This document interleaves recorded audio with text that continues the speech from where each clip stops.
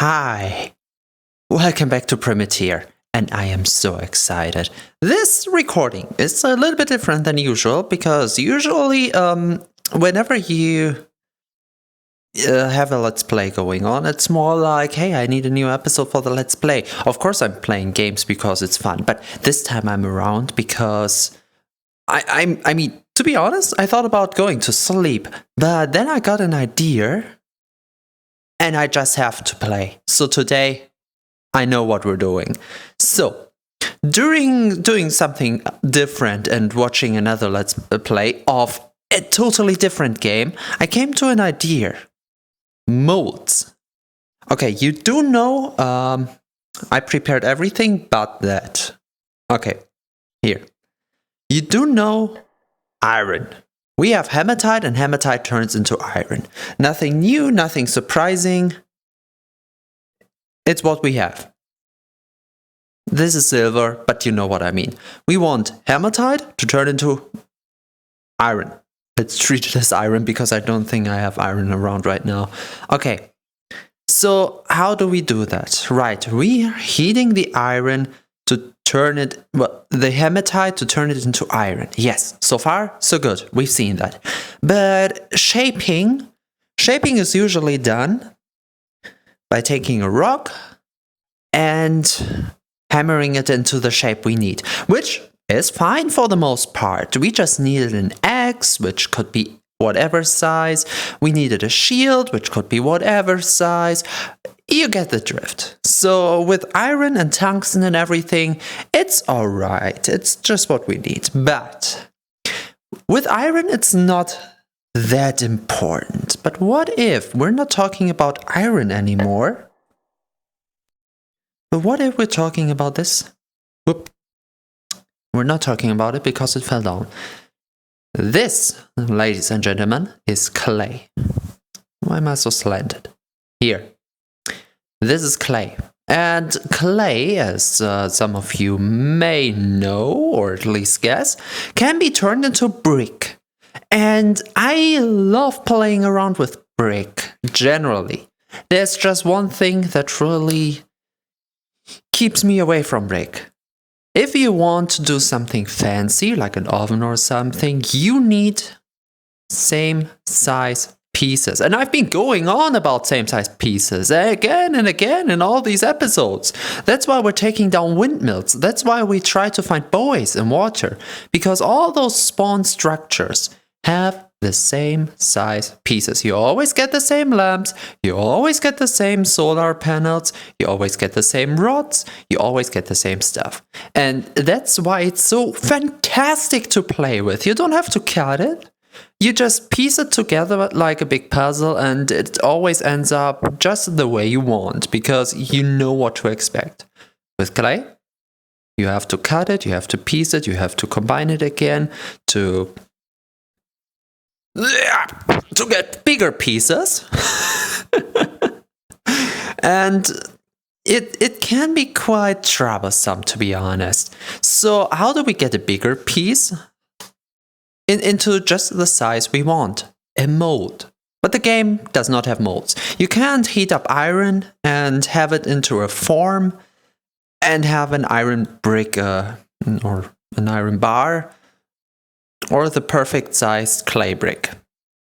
But then I was thinking, like, I know it's hard to program. I suggested it in the Discord, but I know I suggested a few other features that I would see much sooner than a mold. This is Unity, right?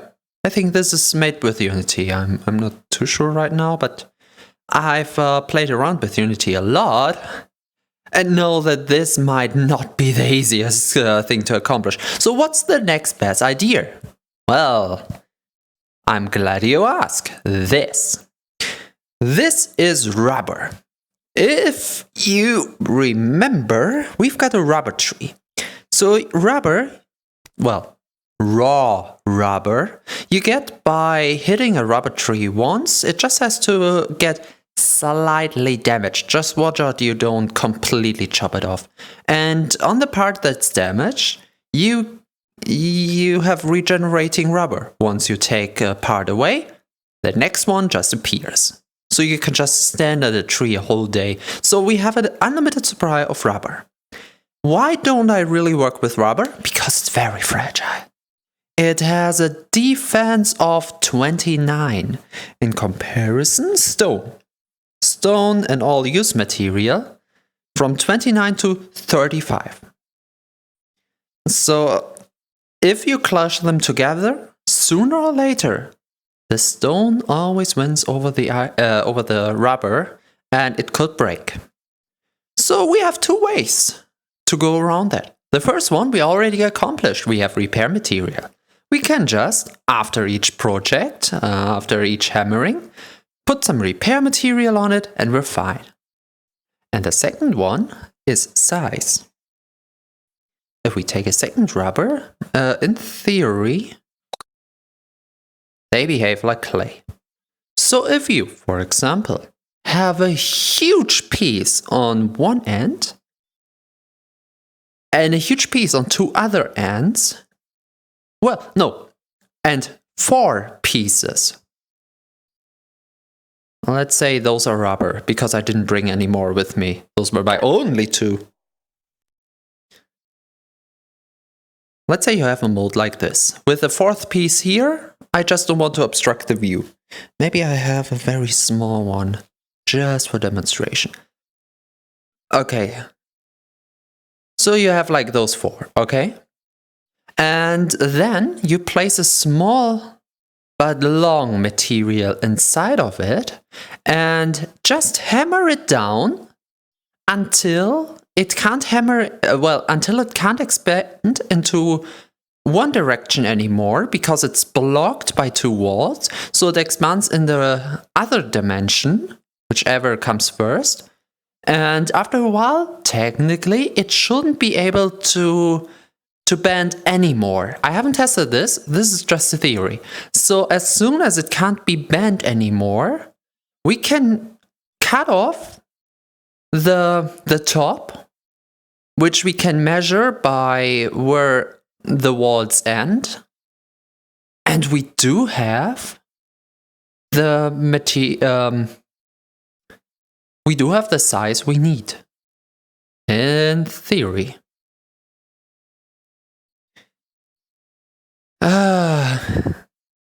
I say that. I don't really have an idea on how to accomplish it, but that's how we do it. Oh, and by hammering, I'm often questioning if stone is a good material, because if we're talking about something like clay, if we hammer it with stone, we run the risk of damaging the clay. And if the clay goes to 0, it splits.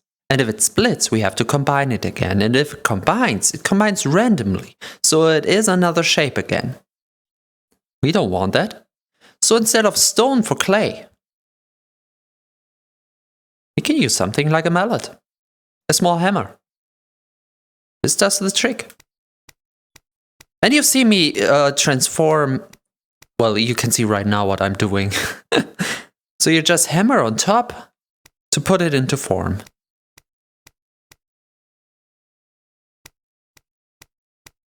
Just like that. You can see it's changing form. The mallet is not good on iron and tungsten though. Tungsten? Okay, we're not talking about tungsten because tungsten is a little bit special. We need to heat up tungsten to 1200 and we have 2 possible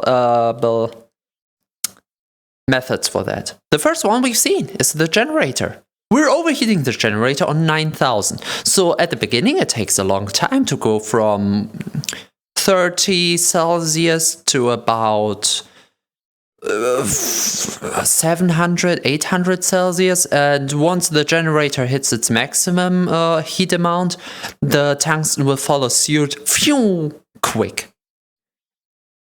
Yeah, so you know how it looks like at that point. It's small, it's a glowing orb.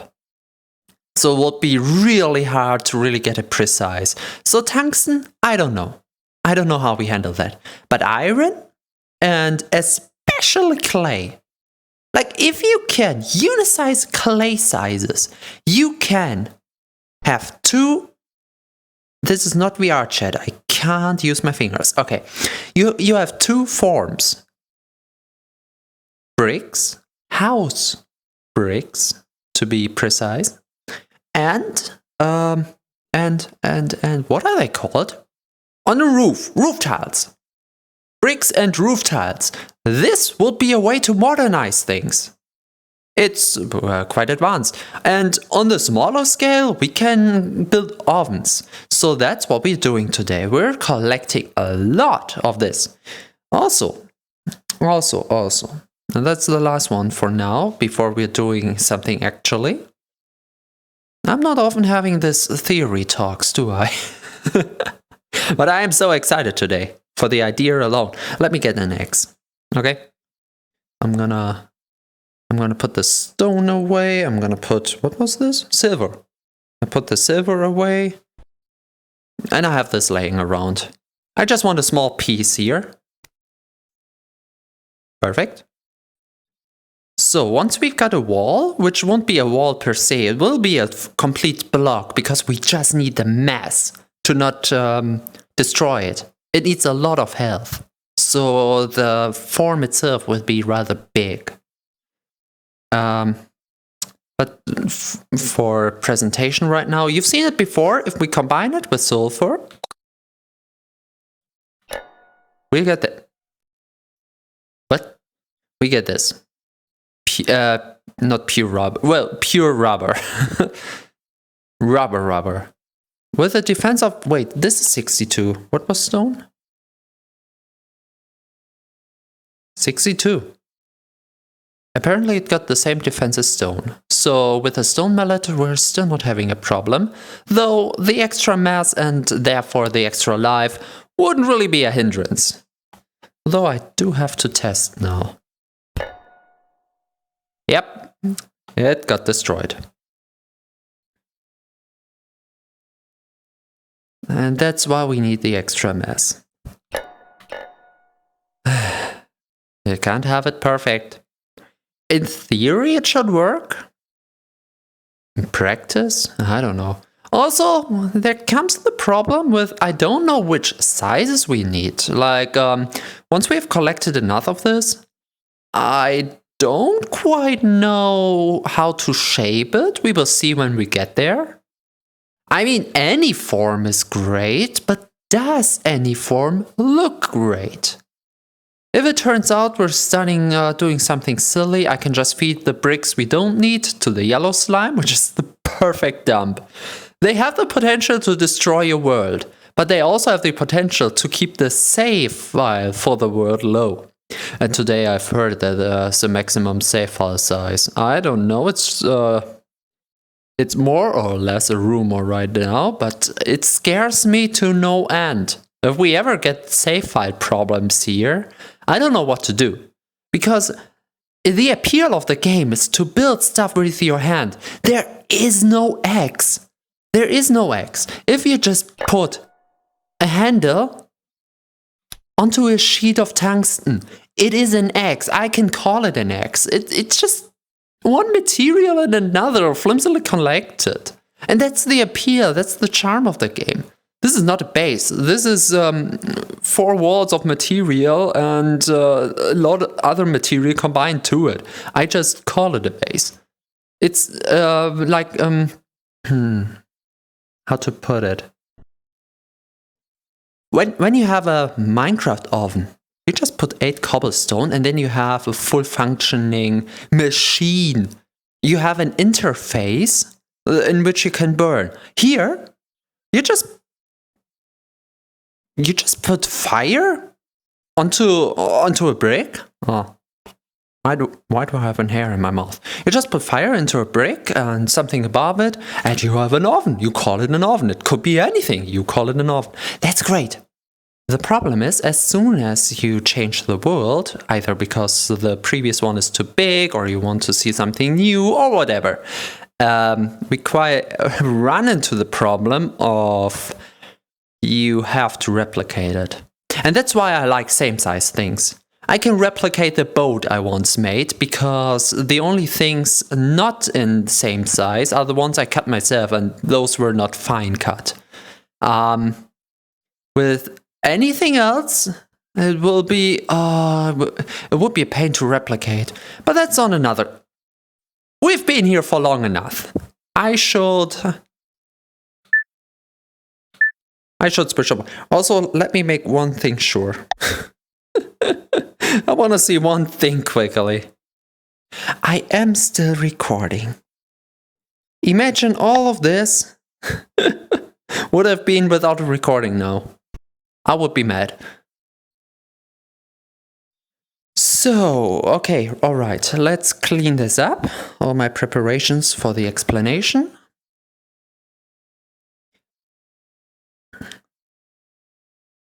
Alright, where do I put rubber? I can collect it over here.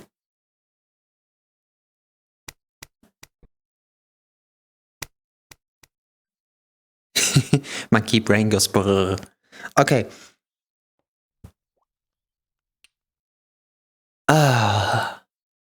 Honestly, I have no idea at all if you guys like these types of explanations or if I should just go into a project and explain as I'm going. It sounds weird, but I'm rather proud of what I put here together. So let's put our eggs apart. Alright, let's hope that my end idea is way more stable than whatever we got there. So, but first things first, I've seen it during my explanation. I totally forgot where we ended last time, which was with this. Shouldn't take too long to disassemble it. So that's what I'm doing right now. I still can't tell if the solar is actually charging it, but we got a fourth solar panel. Problem is, I don't want to keep the solar panel here. I much rather want to have it over at where we have the drones to automate them. But honestly, until I really care about the drones, we're gonna have another Bowie at that point. Okay, this doesn't have to be precise. I don't care too much right now. I call it modern design. Alrighty. So we can take this to the docks in a minute. First we get rid of this. Okay.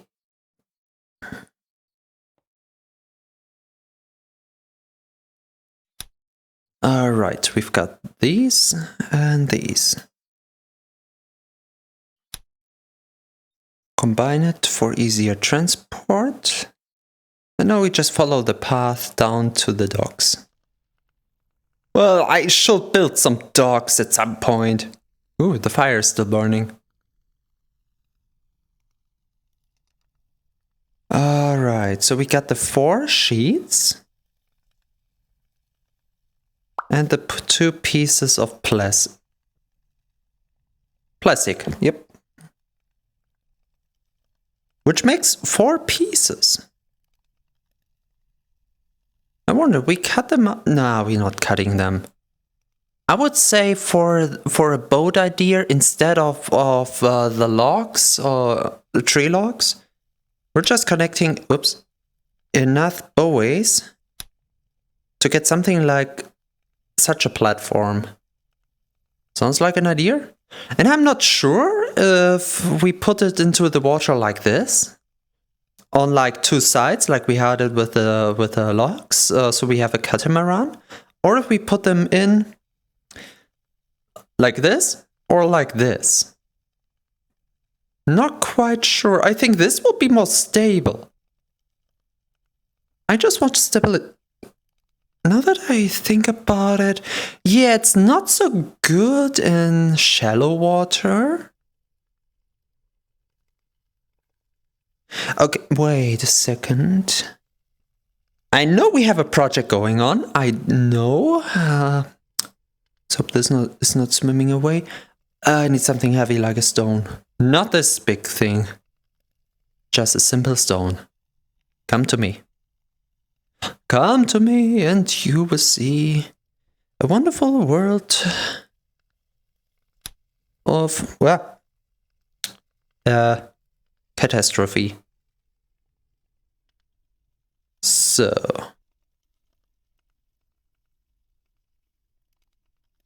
Ooh, the boat will be pretty high though. So we will need something like a ramp to go on and off. Also, it's slanted because the stone is not... let's do it properly.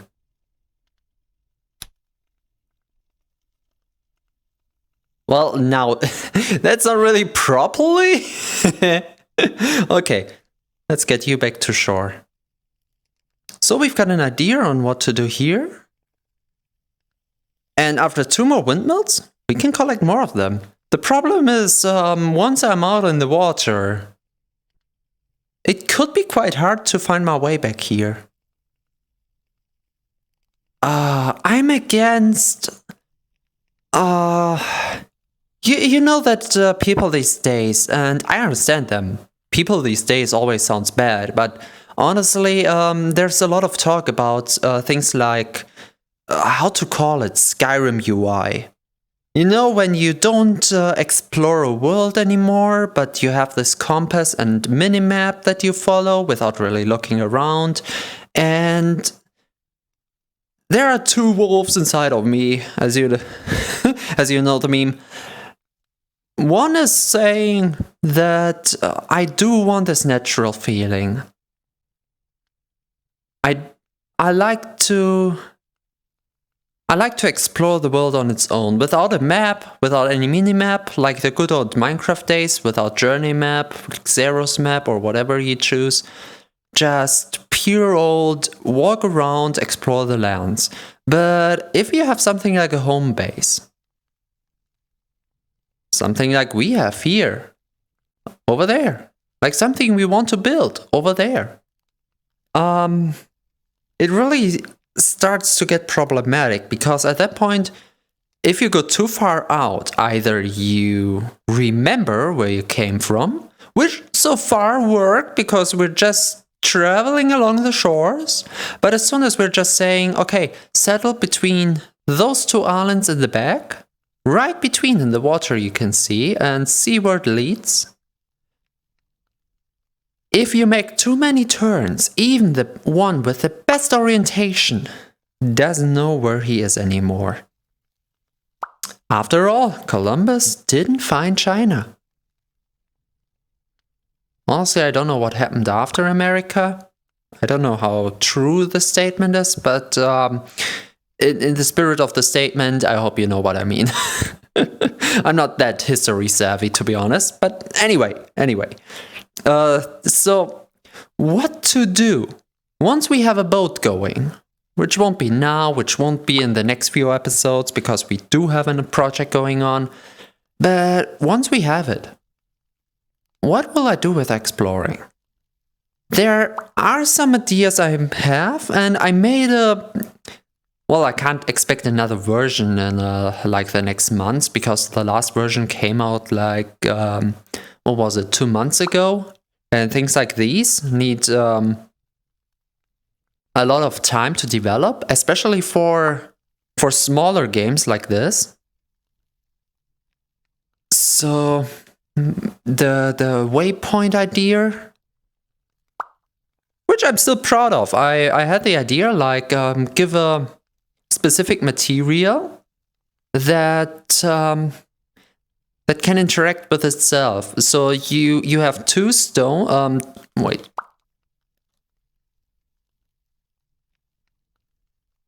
So you have 2 types of the same material, okay? And if you connect them, they don't connect. They just can't connect, okay? What they do once they are bound together is, if you put one of them onto a bearing, a spinny thingy. Like this, so it can spin around. It will always spin into the direction of the other stone. On free movement, it always has a very slight force into the direction of its partner. So if you have this force slight enough, little enough, so it can turn on a bearing, which on the horizontal would be like a compass, like the Minecraft compass. So it won't show north, it will show the direction to its counterpart. If the force is little enough, so strong enough to be round on a bearing, but little enough, so if you put them onto the ground without connecting, the friction will hinder them from moving. So there's no way that they can attract each other. I mean, you can play around, I think, with a drone. No, wait, the drone has its own force. So there's no way to abuse the system. In theory, you can always abuse systems because coding is hard. I understand, I feel you. But in theory, you could make some sort of compass with it. Multi-part compass. Because if it's on the connection of two stones, means if you have another stone and connect them, the force now will be between those two. So if you take now, in theory, a fourth piece into the into this whole thing, you can have two compasses on your boat or something that attract.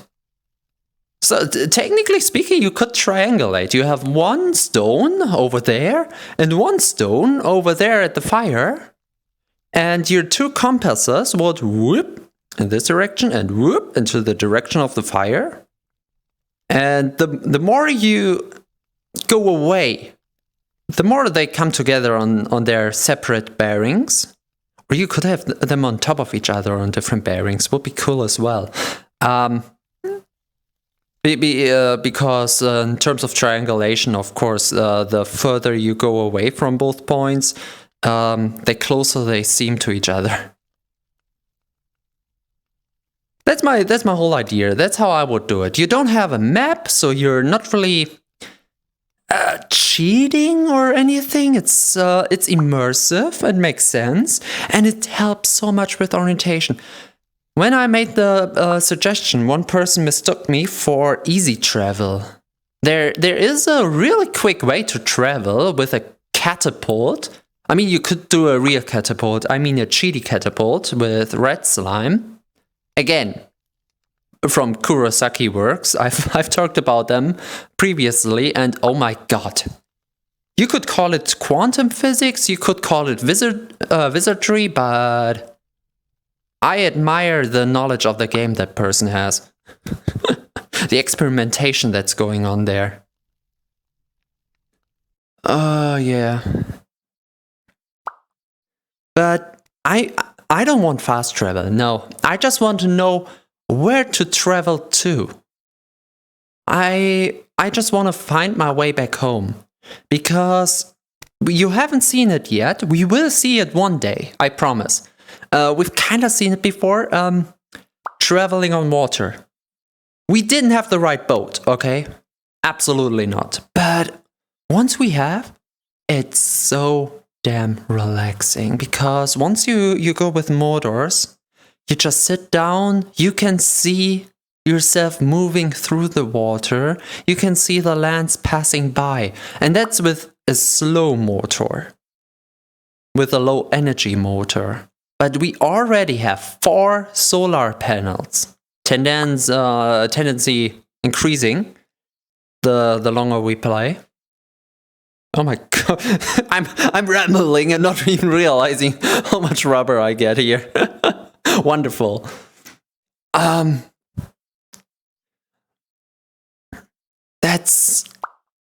It's so much fun, but the further out you get on the water, the scarier it becomes because you have to travel all the way back.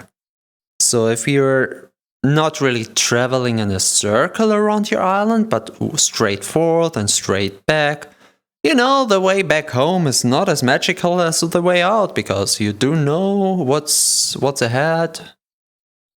And you just want to be home, you know? Nothing more to see, you know, there's no new buoy or something. But having different stations on different islands, for example, would be cool as well. Like having a reason to do harbors or something.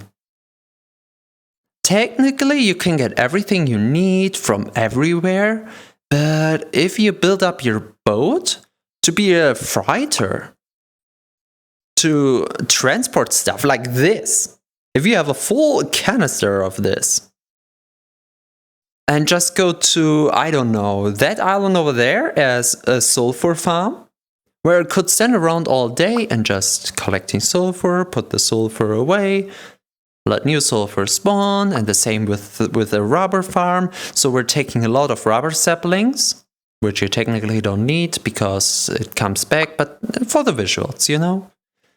And having an island full of just rubber. You could go around and just collect. Oh, it would be nice. Now, when I say it like that, I'm questioning file sizing.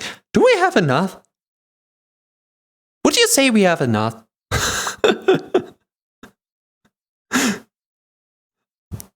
How long am I standing here?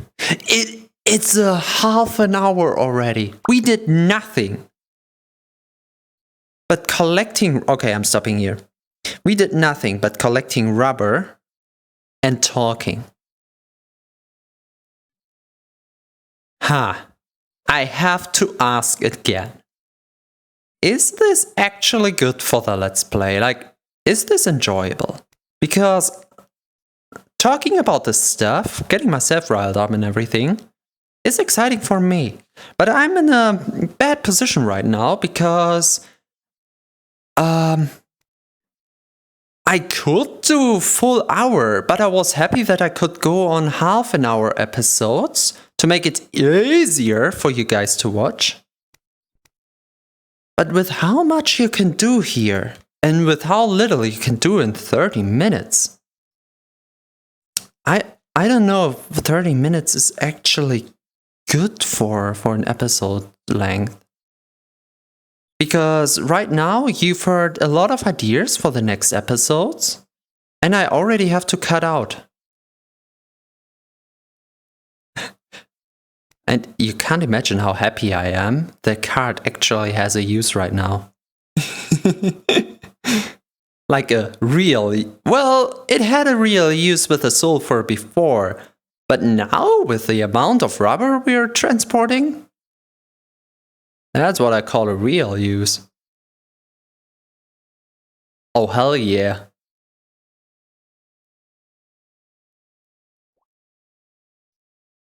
And honestly, I'm going back for a minute. There's always one thing I want to do past the end point. Last time we got the surfboard. I lovingly call it the surfboard now. And the time before there was something else. I can't remember. But I'm pretty sure there was. And now it's to get this here. Because what better way to store away my... What's that sound? It sounds like something's breaking.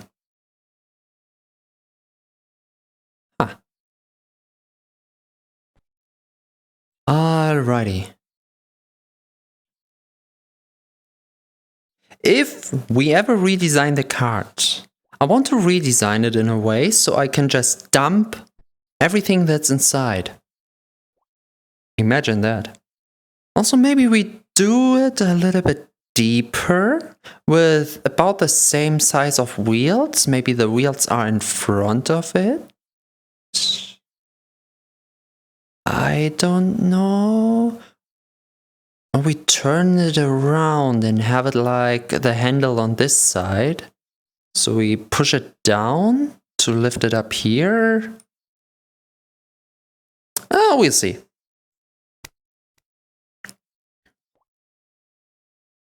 What happened to you? Oh, that's why That's why I hear demolition sounds. The rubber's kinda working on its own here. Interesting. I wouldn't have expected rubber to be so fragile, well, against rubber.